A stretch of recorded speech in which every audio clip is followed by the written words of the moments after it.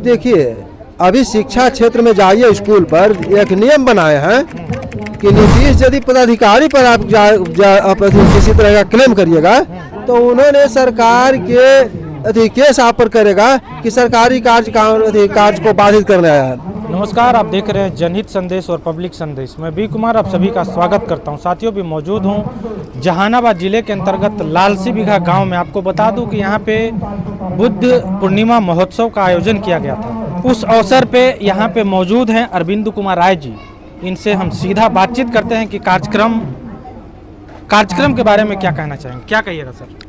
कार्यक्रम इस प्रकार का चलाने की आवश्यकता है, यह बहुत जरूरी है, इसीलिए कि शिक्षा विहीन भारत आज गुलामी की जंजीर में जकड़ा हुआ है। ये बहुत अच्छी चीज़ है कि हम लोग भगवान बुद्ध के नाम पर एकत्रित होकर के शिक्षा के लिए सबको प्रेरित कर रहे हैं। यह बहुत अच्छी चीज़ है। लेकिन अभी भी जो है आपका समाज का लोग सोया हुआ है, इसीलिए कि उसको ठोक करके सुताया गया, शिक्षा विहीन रखा गया। 77 साल हो गया देश पर आज़ादी, देश आज़ाद हो रहा 77 साल हो गया, लेकिन कभी भी सत्ता जो है एसी एसटी या बैकवर्ड के हाथ में नहीं गया। जब भी आतंकवादी के हाथ में रहा तो हमेशा उन्होंने यह इस तरह का जैसे नियम कानून बना करके लोगों को भ्रमित किया और अंधविश्वास में भटकाते रहा और पढ़ने से वंचित रखा। आज भी शिक्षा विहीन है। जो लोग कहता है कि शिक्षित है तो यह गांव में जाकर के देखें कि कितने लोग शिक्षित हैं। शिक्षित होते तो आज ये दुर्दशा नहीं होती। इसका मूल कारण यही है। लेकिन जो शिक्षा पा लिए हैं वो भी तो आजकल उन्हीं के साथ दे रहे हैं। ये प्रलोभन में जैसे जब हमारे प्रधानमंत्री बने नरेंद्र मोदी तो उन्होंने ऐसा झूठ बोला कि लोगों को लगा कि नहीं बैकवर्ड अति पिछड़ा का बेटा है और इससे हमारा देश का कल्याण होगा। उन्होंने कहा कि हम 15 लाख देंगे सबों के अकाउंट में और साथ साथ काला धन लाकर वापस ला करके भारत को सोने का चिड़िया बनाने का काम करेंगे। लेकिन नतीजा क्या हुआ कि उन्होंने सोने का चिड़िया बनाया, न काला धन लाया। यह जैसे क्या किया तो लोगों को गुमराह किया, लोगों के साथ धोखा दिया, भ्रष्टाचार में लिप्त। भाजपा के मतलब एनडीए के जितने भी साथी हैं उनको घटक दाल हैं, वो भ्रष्टाचार में लिप्त है। छोटा से छोटा काम में जाइए, बिना पैसा का कोई काम नहीं, माने बेहिचक इसके लिए माने एकदम पूरे भारत में तबाही है। चाहे जिससे आतंकवादी उसको कह के पुकार दे, चाहे उसके विरुद्ध में आप नाम दे दीजिए, वहाँ पर ही आपको जैसे केस में फंसा दे, यानी बोलने पर मजबूर कर दे रहा है। यानी इस तरह का अंग्रेज शासन भी नहीं करने का काम किया जिस तरह से हमारे देश में वह शासन चला रही है। आप मोदी जी को इतना कोस रहे हैं, लेकिन कहीं ना कहीं भारत के जनता ही ना उनको दे करके वोट बनाया है पीएम। इसीलिए कि वह अति पिछड़ा का बेटा कह करके गया, लोग भ्रमित हुआ। यह नहीं जा रहा था कि यह जैसे पूंजीवादी का बेटा है, यह दलालों का जैसे परिवार है। जब इसका परिवार भाग गया जैसे पैसा लेकर के विदेश में। कौन भाग गया? नीरव मोदी। अच्छा, उनका परिवार थे, सब इसका वंशज है। क्या बात कर रहे हैं? बात इसीलिए कर रहे हैं कि यदि इनका परिवार लगाव नहीं रहता तो दूसरे पर कार्रवाई करते, उस पर कार्रवाई करते, गोलमेल चलाते, विदेश से उनको पकड़ के लाते। यहाँ के पैसा विदेश में गया तो विदेश तो पूंजीपति होगा। यहाँ भारत देश पर, भारत के देशवासियों पर वो कर्ज ला दिए हैं जो भरना मुमकिन है। इस तरह के अत्याचार यदि दूसरा कोई करता तो क्या होता है, लेकिन यह उनके लिए सब माफ है। जो भाजपा में जाएगा वह गंगा का धूल है, गंगा के पानी से धोया हुआ है, और जो उनका विरोध करेगा वह एक नंबर भ्रष्टाचार है। यह उनका नियम है। बिहार में 2025 में विधानसभा का चुनाव है, इसको आप कैसे देखते हैं? अबर तो जैसे जो है से इंडिया के जितने भी घटक दल हैं उनको पूर्ण बहुमत से सरकार बनाने का सुअवसर मिलेगा और एनडीए सफा रहेगा। क्या बात कर रहे हैं?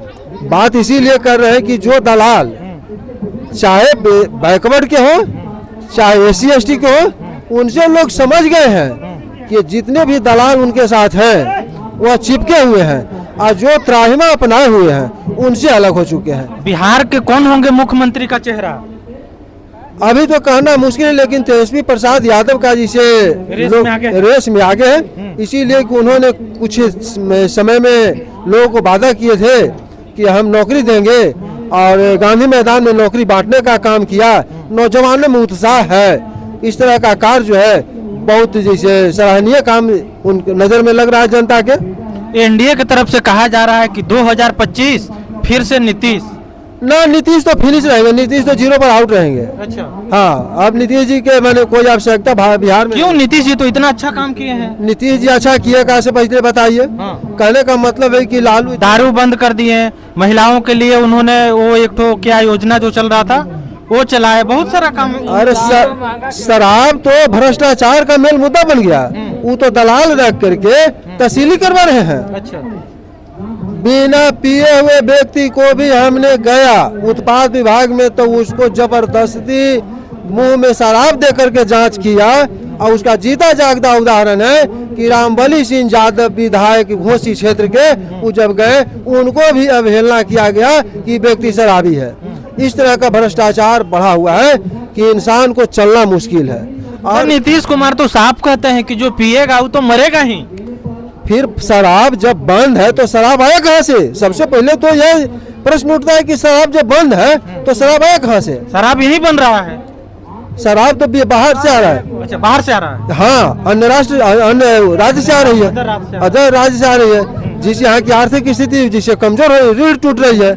इससे अच्छा तो था कि पहले शराब मिलता था तो लोग इतना लोग उपद्रव नहीं कर रहे थे। आ रहा है तो चोरी चुप के ना आ रहा है सर। चोरी छुप के आ रहा है, गलत आ रहा है, आदमी मर रहा है, और साथ साथ माने हमारा बिहार राज्य का जैसे जो आर्थिक स्थिति है वह दयनीय होते जा रहा है।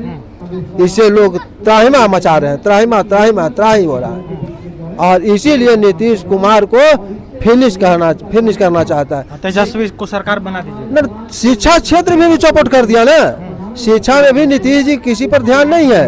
शिक्षा में तो अभी जो बहाल किए हैं वो टीचर को, वो तो सब बीएड पे टेस्ट करके सब बहाल किए हैं। वो देखिए, अभी शिक्षा क्षेत्र में जाइए, स्कूल पर एक नियम बनाए हैं कि नीतीश यदि पदाधिकारी पर आप किसी तरह का क्लेम करिएगा तो उन्होंने सरकार के केस आप पर करेगा कि सरकारी कार्य को बाधित करने आया है। यानी किसी रूप में नीतीश जी इंसान को छोड़े नहीं है।